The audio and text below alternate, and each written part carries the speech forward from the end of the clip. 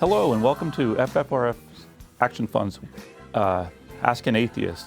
So today I am Ryan Dudley. I'm the State Policy Manager for the Freedom from Religion Action Fund. We are the sister organization of Freedom from Religion Foundation, a separate entity operating in the capacity to advocate for secular beliefs, to lobby a little bit, and to do a limited electioneering. I am joined by FFRF Action Fund and FFRF staff attorney, Chris Line, and our two special guests of the day are Guido Giuntini and Linda Martin. We'll introduce them a little bit briefly before we get to them. Guido has actually published a very intriguing article in an academic journal that was highlighted by Free Thought Today, our paper right here, that many of you, I hope, saw. It kind of highlights the unneeded death and suffering to children in Idaho's religious exemption laws.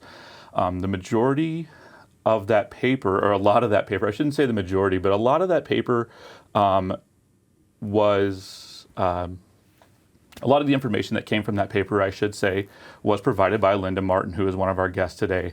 And on your screen right now, you can see the actual journal that in which the paper was published.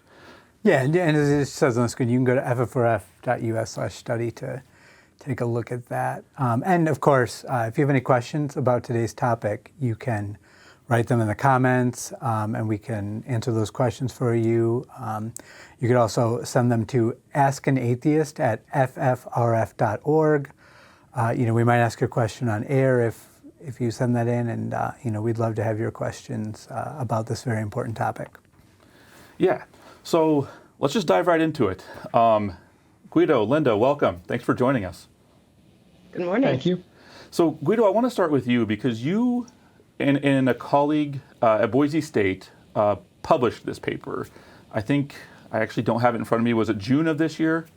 Earlier this summer, I believe. I think June, yeah. Yeah, okay. Yeah. June, I think, is when it was accepted to the journal. Can you briefly explain to us how you came into this subject matter? What interests you? Because you're a professor of economics, if I'm not mistaken, correct? Yeah, I teach economics. I used to be a full-time lecturer, but that's a different story. So the way I came into the topic is I have two children adopted from the foster care system.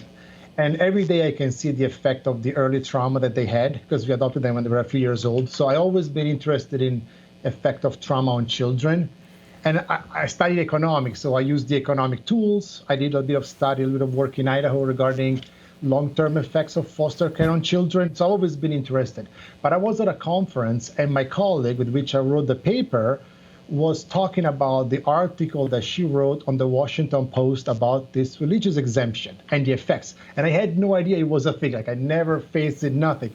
And I was blown away. I couldn't believe what I was reading in the article and what she was saying. And so I started thinking about it, read more, and it still blew my mind. I just didn't believe that something like this could exist. And so that's how I got interested. I kept thinking, and then the idea of the paper developed, but we can talk about this a bit later. Yeah, that's great. And Linda, I kind of want to jump over to you because, as I briefly mentioned, you offered a lot of the qualitative, a major qualitative component to this article. Can you tell me a little bit about your background? I know we're going to dive into it a little bit more later, but just a brief overview of how you came into this subject matter.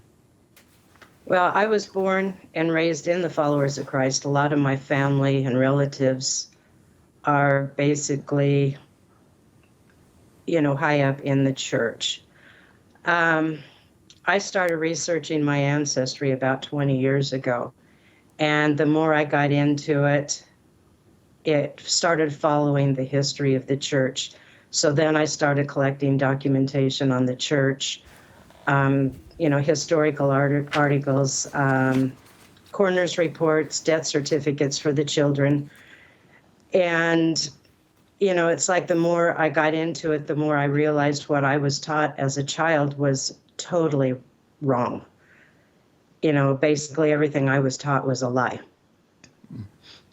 Yeah, I think it might be important here at the outset just to note that basically this study had taken a look at followers of Christ, the church, to compare the death rates, and found that children were more likely to die in groups like that seek to use religious exemptions from laws requiring medical care, particularly in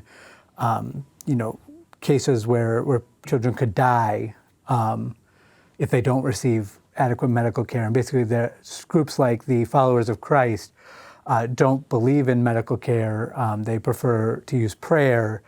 And thus, this study found basically that there were many more deaths among children in groups like the Followers of Christ versus the general population, proving that these religious exemption laws seem to be killing children, and that there's unnecessary deaths going on because they're exempted from laws requiring to give medical care to children. I'm not sure that we sort of laid that all out.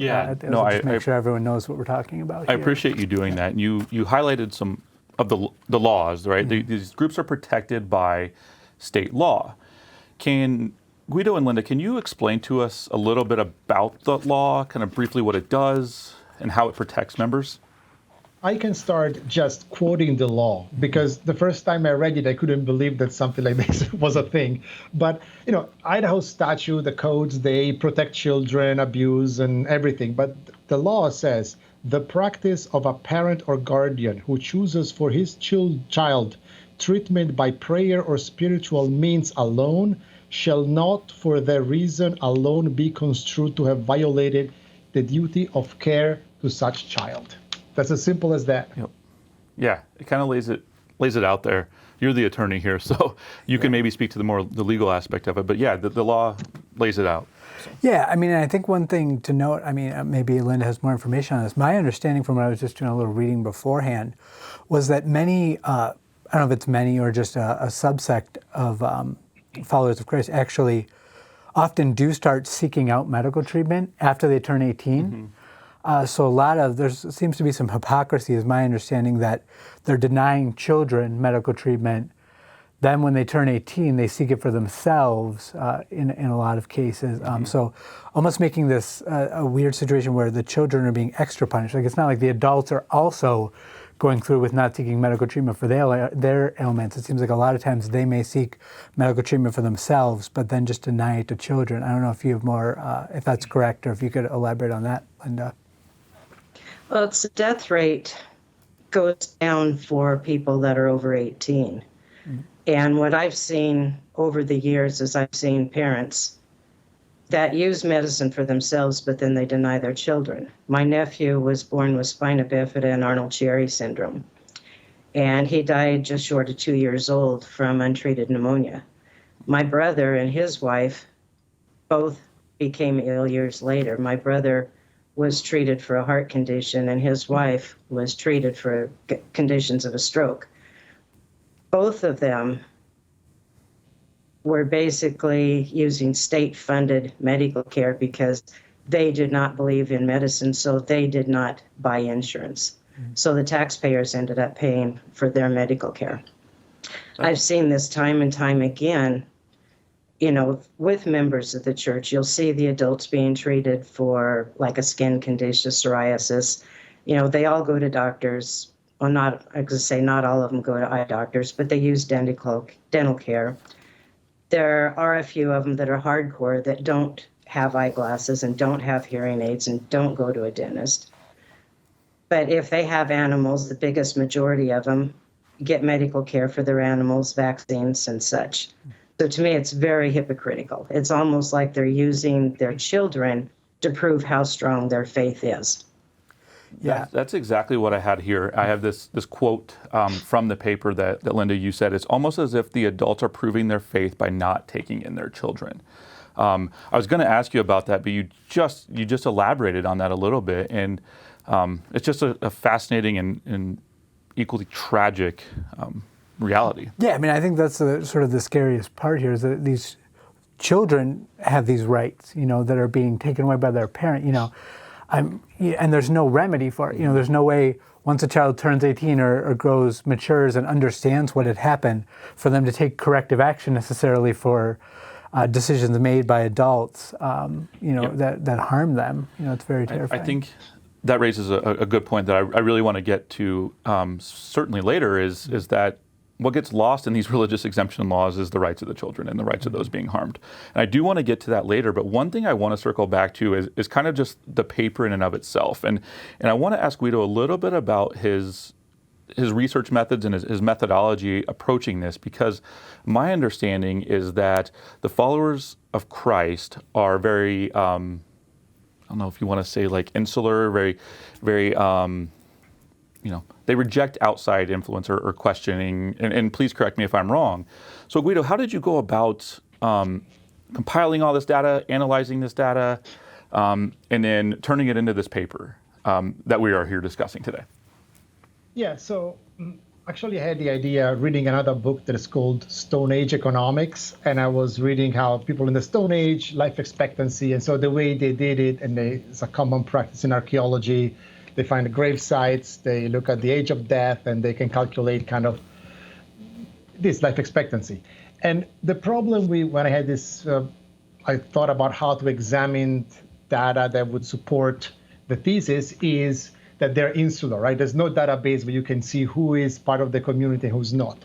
And so the only place that I could think of that had a sample size was the Peaceful Valley Cemetery, which is called Peaceful Valley because it's a very idyllic, beautiful setting, but has all the graves, all these people that are part of the community. So my first thought was, well, I can use that and apply some of those techniques and compare that with a similar population. And I decided to use a cemetery in Boise. The reason why is because they have an open database, so you can download the data and do all the numbers very, very easily. But they're a very similar population. They're very close, so there's not other factors that can influence differences.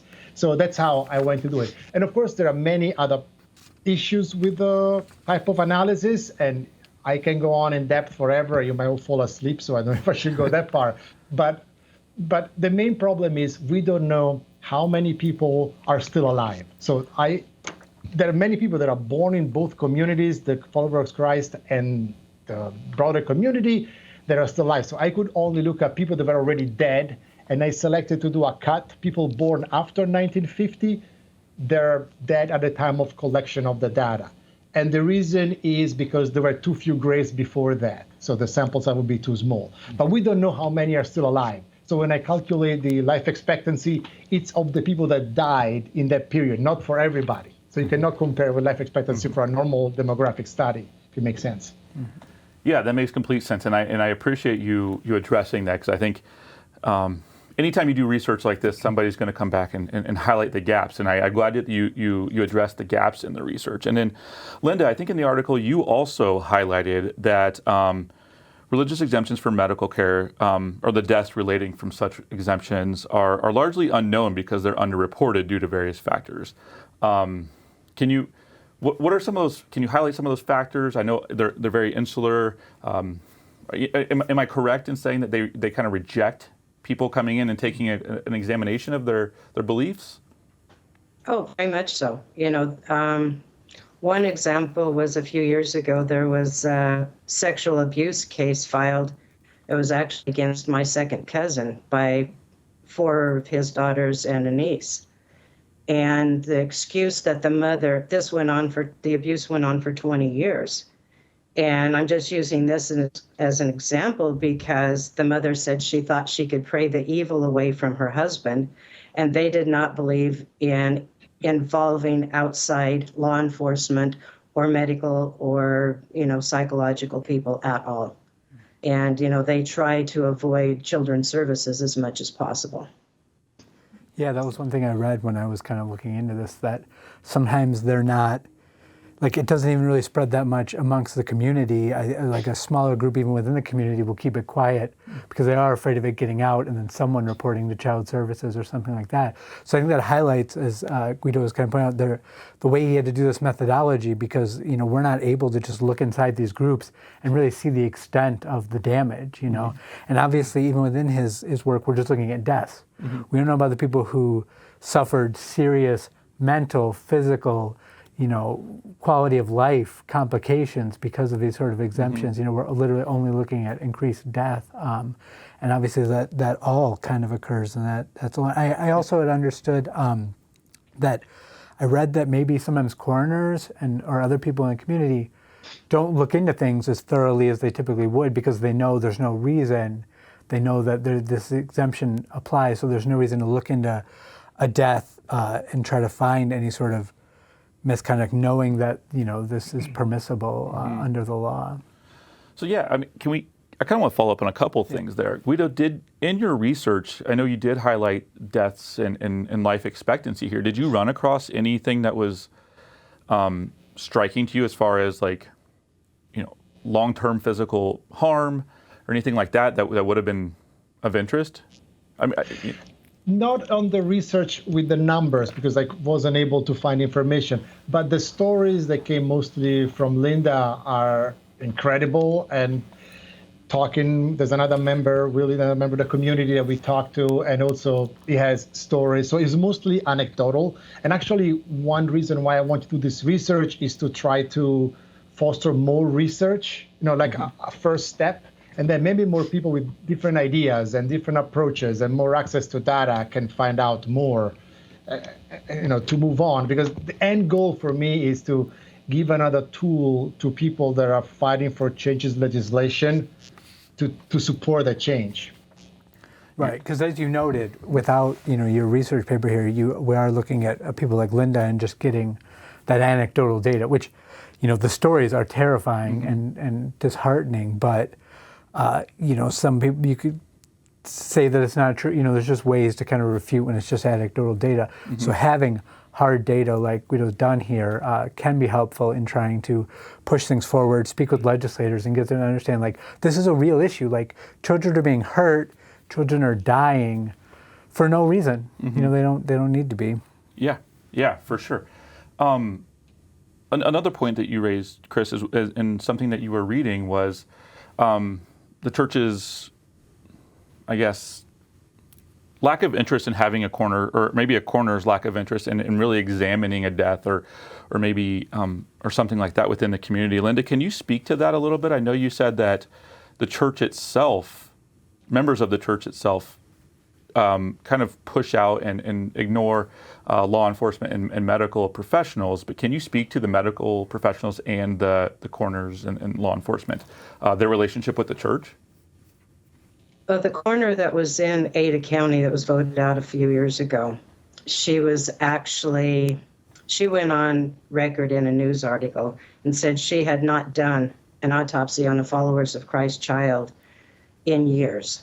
She was in office for 38 years. Idaho law requires that any medically unattended death of a minor is to be turned over to law enforcement for investigation. I don't think the coroners realized that there was this law until I brought it up. And the coroner that was in Canyon County, where most of the deaths were occurring, was the biggest problem, because a lot of her coroner's reports, she said she was just getting data from the parents on how the child was acting, and that's how she was determining cause of death.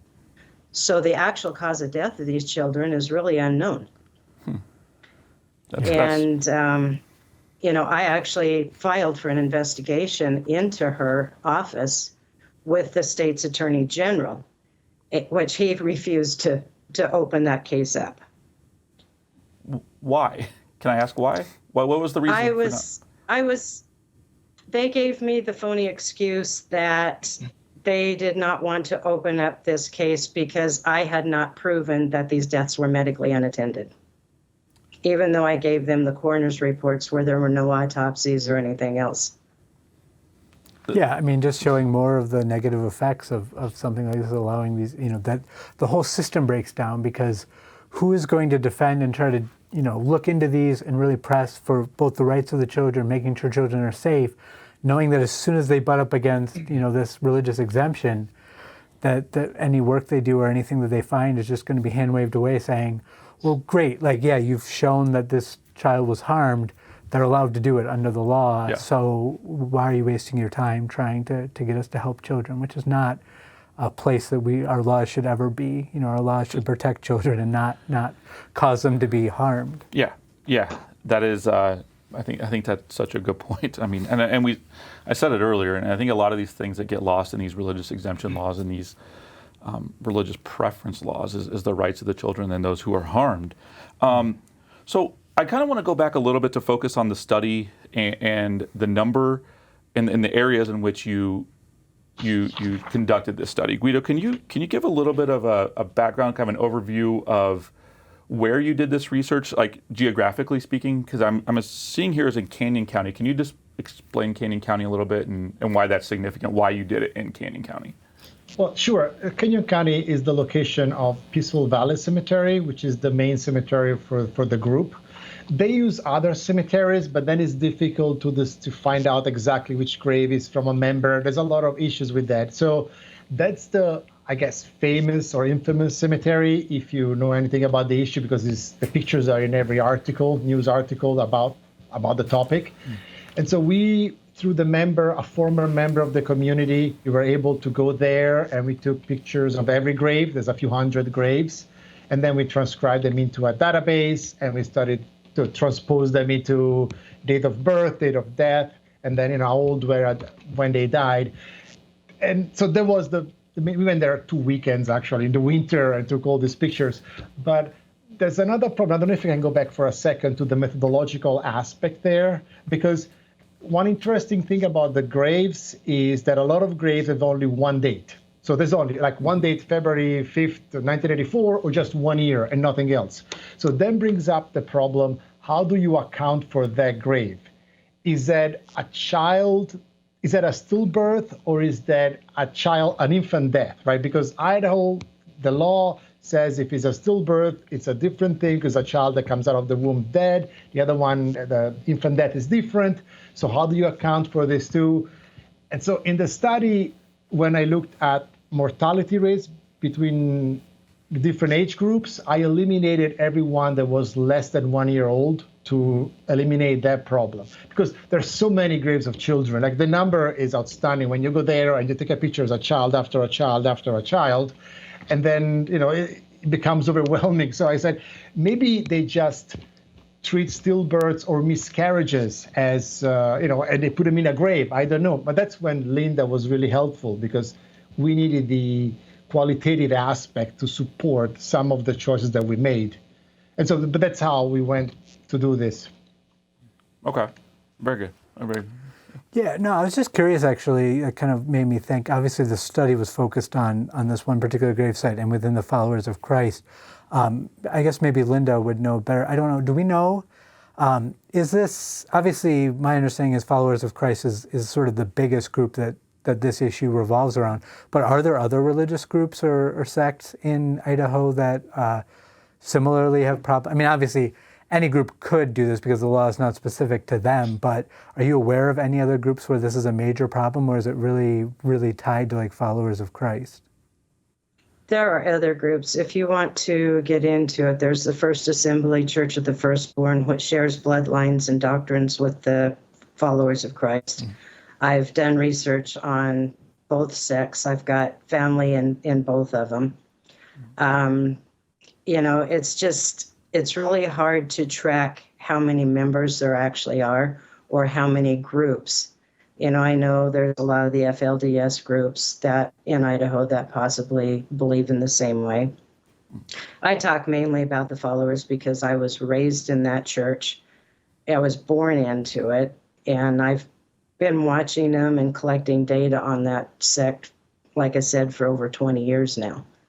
Yeah, I mean, and it's kind of pointed out here, it just seems to be almost, not by chance, but by luck, that there is this cemetery that is just used by them to allow for this data to even come out, for this sort of analysis to even be done. If you didn't have that, there'd be no way to track this. There'd be no way to figure this out and to provide the sort of concrete data that this study has provided. And obviously things would be even worse in terms of trying to prove that this is damaging. And so even more important that this was able to be done, and that studies like this can help back up what we know to be true, that obviously allowing religious exemptions would unnecessarily hurt children or cause unnecessary deaths. Mm-hmm. Yeah, I think that's such a good point.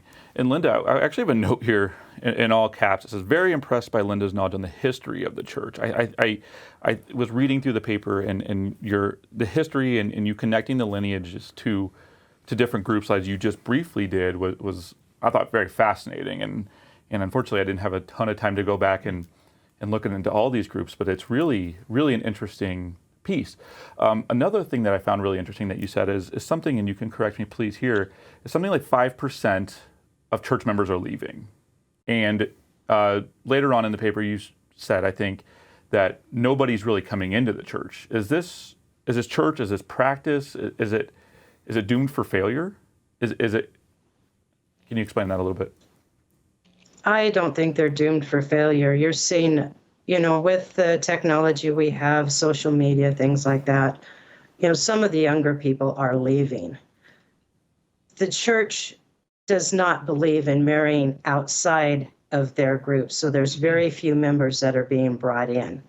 So when a girl gets up to where they're marrying age, they're actually looking for a cousin that's at least 2 generations away. Like they always said, we're looking for somebody down the line.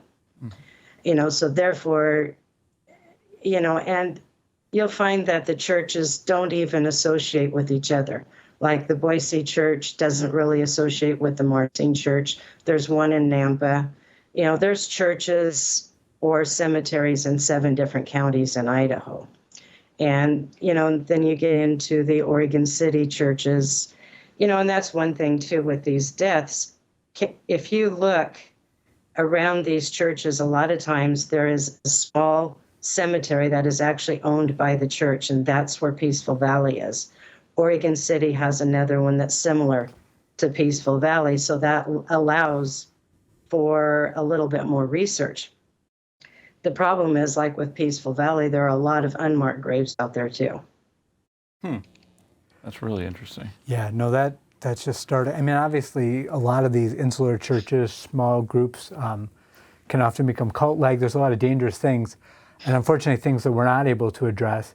So, like, the very least we can do is not have laws on the books that allow them to hurt children. We need to protect these children, give them a chance to grow up, reach the age of maturity, and decide whether they want to stay in these groups, or whether they don't want to be a part of this, Yeah. I think that's so important in these situations where obviously I wish we could do more to help these people, but at the very least, we should not be allowing them to hurt children. And, they're going to obviously probably indoctrinate a lot of children, but it's like they should at least have the chance to survive to adulthood and be able to have the chance to make their own decisions, potentially leave a church and things like that. So it's alarming. It's like you just jumped into my brain a little bit because I want to pivot a little bit. Guido, you commented that you believe that your study or your paper is the first of its kind, and you wanted this word to get out to make it a change. So I kind of want to shift to the advocacy perspective because at the end of your paper, you do highlight some policy recommendations. What's your overall goal with this, and can you tell me how it's been received?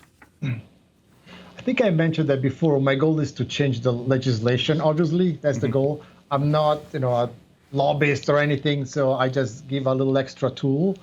But it's been received well by the people that already want to change. It's kind of preaching to the choir problem that people that already know what the problem is and they want to change. Oh, yeah, the study is interesting. It was quoted in the university paper of Boise State and a couple of, TV stations and stuff like that.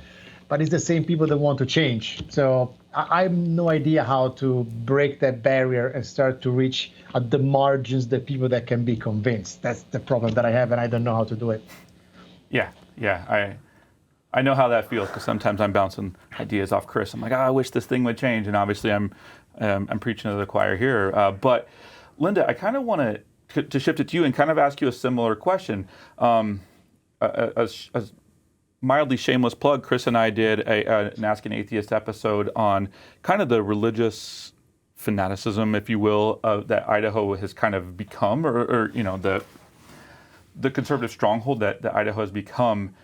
Linda, can you speak to what you have done, what you're seeing on the ground in any of your advocacy efforts, and how they've been perceived, in particular with this kind of dare I say, radicalization of the Idaho legislature.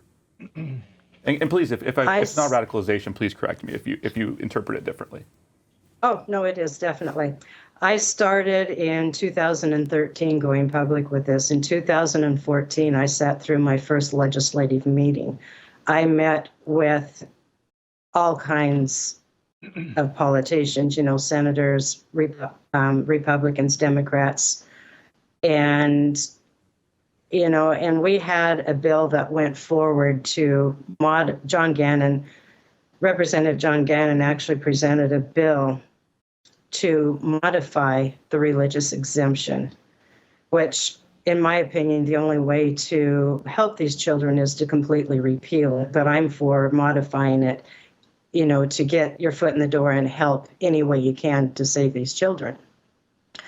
The first thing I was told I was sitting between two senators at the time, and they said, "You've touched on parental rights, religious freedom, and children's deaths, and we're not going to approach any of these subjects." It's like we're not going to jump in front of that bus. Okay, that year, the Speaker of the House at the time took the bill out of committee and refused to give it a hearing. We've had similar bills going forward in several different sessions. I actually, in 2015, had a senator that was working with me on a total repeal of the religious exemption. We were told that if that bill would get a hearing, it would pass that year. Unfortunately, one of the representatives in Canyon County took it upon herself to attack my credibility and saying that all my claims and everything were false. And she convinced enough people to where that bill did not get a hearing. Every election, the Idaho legislature becomes more radical. It's to the point where I send emails to, I think, 10 or 15. It was to one entire group that was on one of the groups that would actually bring a bill forward or grant it a hearing. And there was only one of them that would get back to me. So it's, and I've had other groups like Protect Idaho Kids. They joined with me a few years ago. They've backed out now. And, like they said, with the way the legislature is now and with the makeup of the legislature, there's really not much chance of getting anything through. They all say they're very pro-life. They care about the born and the unborn. But when it comes right down to it, once a child is born in Idaho, they lose all of their rights. Yeah, spot on. Yeah, no, and unfortunately, we see that everywhere. I mean, there's a lot of talk about protecting kids, and we need to do things like change the history we're teaching in schools. We need to ban drag performers and all these faux concerns about protecting children. And here you have a case where they're saying children are dying because of this law.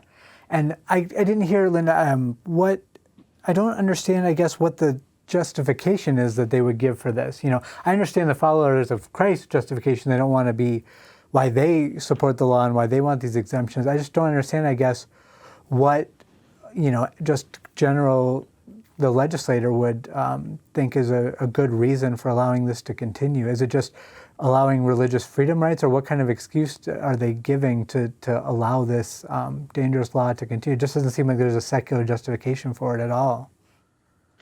We had an interim committee meeting a few years ago, and during that meeting, I actually had requested to speak with one of the committee members on that, and he refused to talk to me.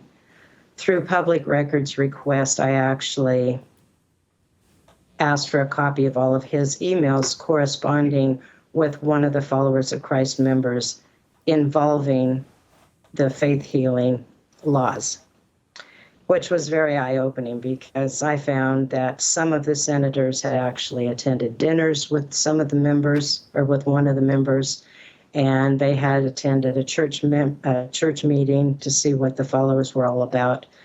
There is one of the representatives or senators over there that grew up within the church. One very powerful senator for years was basically protecting these people because, she'd known these people for, probably 50, 60 years. and she was friends with them. And so they are actually getting a lot of protection from some of the legislators. You know, when you've got a senator that's been in office for, 20, 30 years or whatever it was, you know, pulling strings to stop these bills from going forward, you're beating a dead horse. Mm-hmm. Yeah, and they're using, they're using the freedom of religion, the First Amendment rights, which is totally wrong. Yeah, and it does sound like maybe with sort of that obfuscation and just maneuvering, they're able to avoid even having to get on the record about why they would allow this, because they're not being forced to take a vote on it. They're not, it's not even getting to a place where you can do it. But yeah, we should probably move on to some questions and see what people want to know about this topic. Yeah, I wish the show could be longer. I could sit here and just but ask questions about this paper all day. It's just such a fascinating topic. But we do have a few questions, and I kind of want both of your perspectives on some of these questions. So the first one that came in is, why are there exemptions and how did they come about? Whoever wants to take that, why are there exemptions and how did they come about? Okay, if you go back to at the Nixon administration, Alderman and Ehrlichman were actually Christian scientists, and they were the ones that pushed Nixon to get these religious exemptions on the books. So all 50 states were actually required at that time, I think it was in 73, to have some sort of religious exemption on the books in order for them to receive funding for their child protection programs. Mm-hmm. Okay. Yeah. And to me, this one goes mostly to the hypocrisy of the situation, because you can do the same thing to a child and the child suffers or dies, and if you don't say it's religion, then you go to jail, your child gets taken away from you, you have all these consequences, and I don't understand, it's hypocritical to me. I think that's such a good point. Like, it's, religious exemptions are effectively, in my mind, religious favoritism, right? Like, because if I were to, I'm not even going to say it, but like, if something were to happen to my child or something like that, I would be persecuted, and rightfully so. And the fact that they get away with this is just absolutely absurd. Another question that came in is, if a parent is choosing to withhold medical treatment for their child, are extended family members such as aunts, uncles, etc., able to argue that the child is being abused or neglected? Basically, is anybody able to intervene and speak up for a child? I tried to intervene when my nephew was sick with pneumonia, and when I called Children's Services, what I was told is that the parents were not breaking the law, so there was nothing they could do. Over the years, if you know that a child is sick, yes, you can turn it in.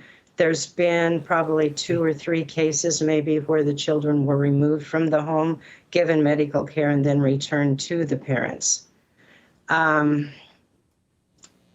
The problem is, it's just like I had a cousin I did not know had died, until, I didn't know he was sick until after he had died. And that's the problem. If you don't belong to the church, if you're not part of that little circle, you read about your family's deaths in the newspaper. That's and so by the time you try to report a death, that child's already gone, or it's too late. Wow. That's terrible. Guido, here's a question for you. Has there been any response to your paper from the followers of Christ, the church itself, from the members? Have you gotten any backlash? Not at all, nothing. I think the paper was published too recently to really have an effect. And even before we published in a journal, when we just disseminated the information and was picked up by, like I said, news and some local newspapers, but no, nothing at all. I don't know if they really know that it exists, and maybe if it does, they really don't care, because there's nothing, there doesn't anything to prevent them continuing what they're doing. That was going to be my follow-up question for Linda. Linda, will they care? Will they read this? Will this reach them? How would they react if you're able to speculate? They know what's going on, but they're not going to when we had the interim committee, that's basically the first time any member has come forward publicly. And that was because they felt so threatened that the law was actually going to be changed that they felt like they needed to step up and, and try to stop it.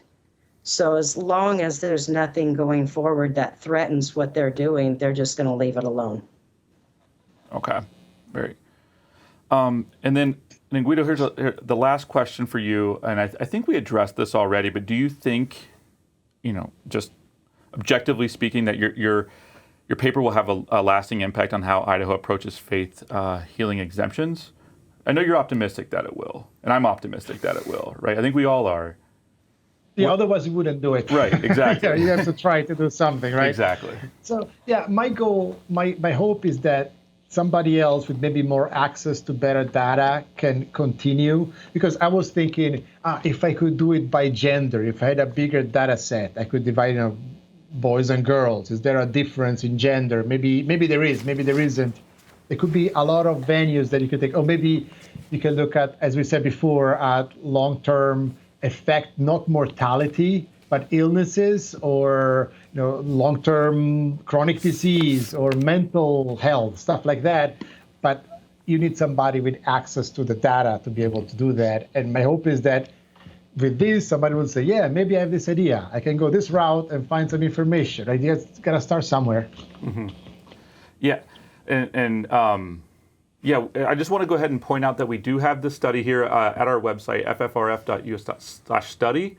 I highly encourage everybody out there to go read this. It is such an important piece. I thought it's very well researched in my lay opinion. I'm not I don't have a PhD, so I can't speak to that in any certain terms. But I think it's a fascinating piece, both qualitatively and quantitatively. I think it brings forth the issue of these religious exemption laws in Idaho. And I think from a policy person, more importantly, it lays out policy recommendations. It says what can be done, and it gives us an avenue to examine how to go forward.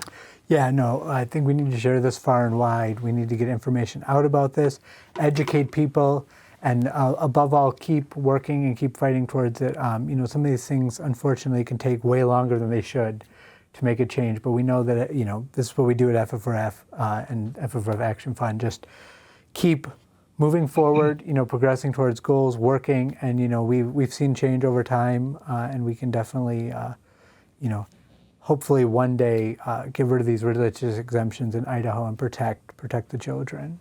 Absolutely. And I do want to just thank Guido and Linda again for coming on, and for producing such a paper, such research, for addressing the topic. Like Chris said, we will make progress. I really, truly believe that. Maybe this is my pulpit moment here where we will make progress, right? But I do think it's important to have academic research on this, to have somebody who has lived experience like Linda does speaking out against this. So one, thank you again for coming on and discussing your research. And I hope this is the beginning of something very positive, and we will continue to follow all of your work and what you do there in Idaho, and hopefully be there with you hand in hand to make progress. Thank you. Thank you. So that's all the time we have for today. Please go check out the FFRF Action Fund at ffrfaction.org if you haven't already done so. And please check us out next week. Thanks.